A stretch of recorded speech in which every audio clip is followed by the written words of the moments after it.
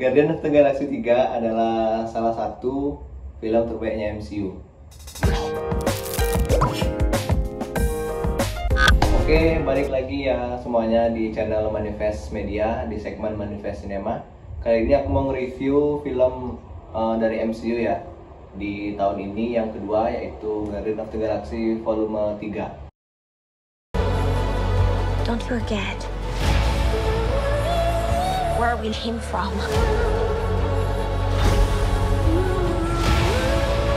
We have been running our whole lives. Film keluaran James Gunn, film kedua di fase kelima MCU, terus juga triloginya GOTG, film dengan kemunculan para Guardian yang ketujuh setelah GOTG 1, 2, Holiday Special, Avengers Endgame, Infinity War, sama apa ya lagi satu kemarin. Oh ya, Love and Thunder sama ini volume 3. Berarti ada 7 kemunculan mereka di MCU. Terus kalau dari chronological ordernya itu sekitar film ke-42 kalau nggak salah.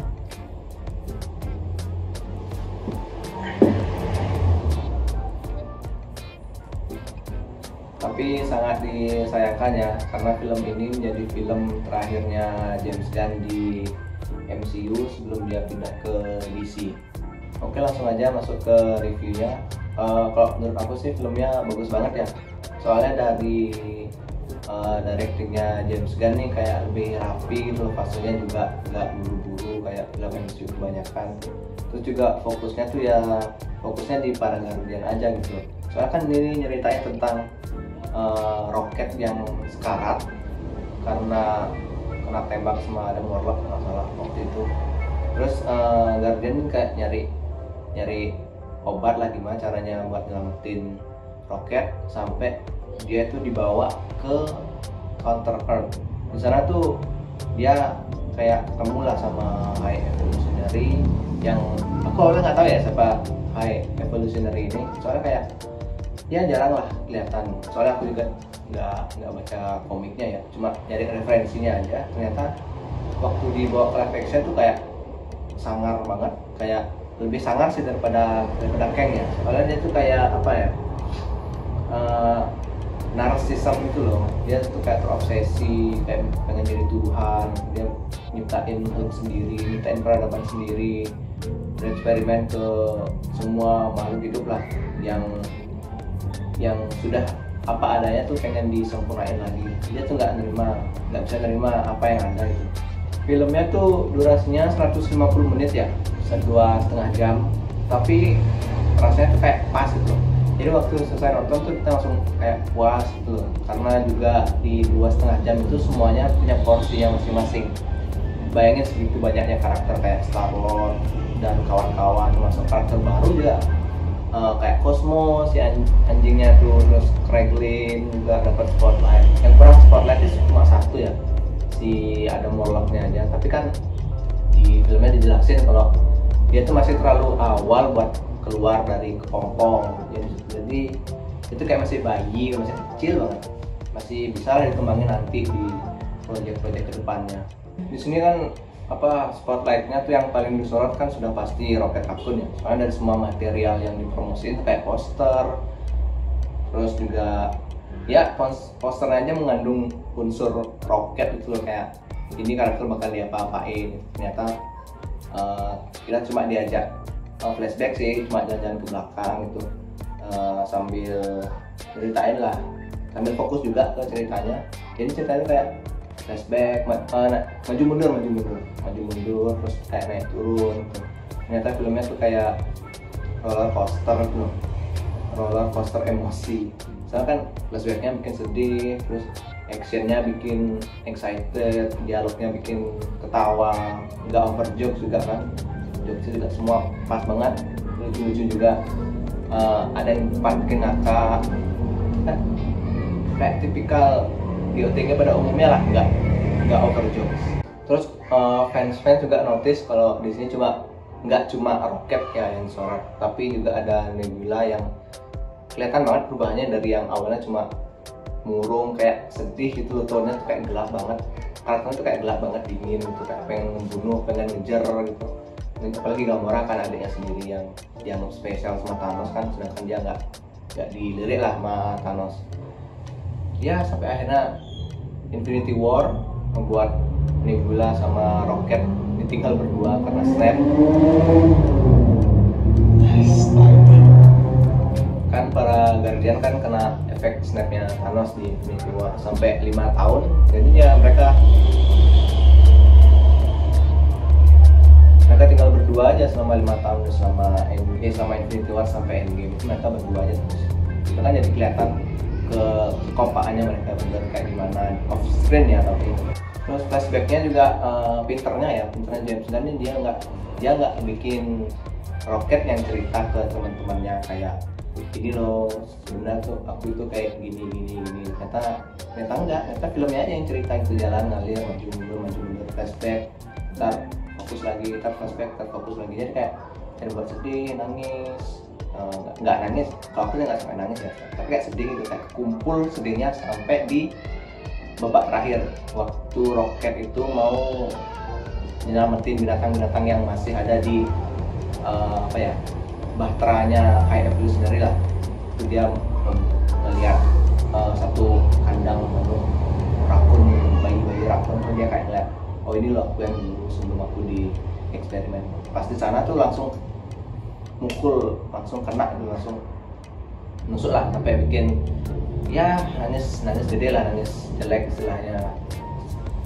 Endgame sih yang terakhir bikin aku nangis sampai nangis besar kayak gitu. Terus jajan lagi di GOTG 3. Terus juga DOP-nya ya, sinematografinya juga tuh bagus banget. Kayak dibuat pakai kamera IMAX, soalnya rasa lebar aja filmnya tuh, kayak yang di pinggir-pinggir atas bawah kanan kirinya tuh kelihatan gitu kayak lebar. Padahal aku di sini nggak ada IMAX ya, tapi terasa kayak IMAX aja. Kayak setiap momen di filmnya tuh bisa jadi wallpaper gitu loh. Kalau ke pause juga pasti bagus-bagus aja, kayak nggak mengganggu gitu loh. Terus juga soundtracknya ya, soundtrack sih nggak usah dibahas lagi kan, dari GOTG 1 sampai 3 itu soundtracknya udah pasti nyantol lah. Apalagi yang yang sempat rame kan di TikTok kan, sempat rame itu, apa tuh judulnya ya?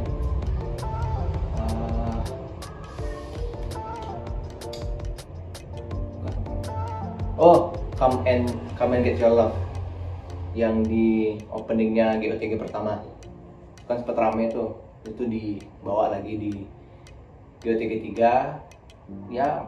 Itu taruh di akhir sih, cuma kan ya ingat awal-awal perjalanan GOTG lah selama 9 tahun di MCU ini ya.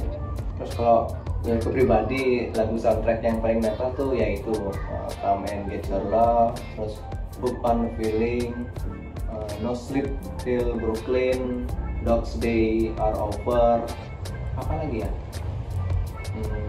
Creep udah pasti ya, karena ya di rumah orang tua aku sering dengerin lagu Creep itu. Sama ini juga, ini kan film terbaiknya MCU ya so far sejauh ini. Adalah lagi film MCU yang bagus kayak Endgame. Tapi kan kenapa nggak No Way Home bagus? Karena No Way Home tuh ini keluar sedikit ya ke No Way Home. No Way Home tuh sebenarnya bagus banget. Tapi dia tuh mati.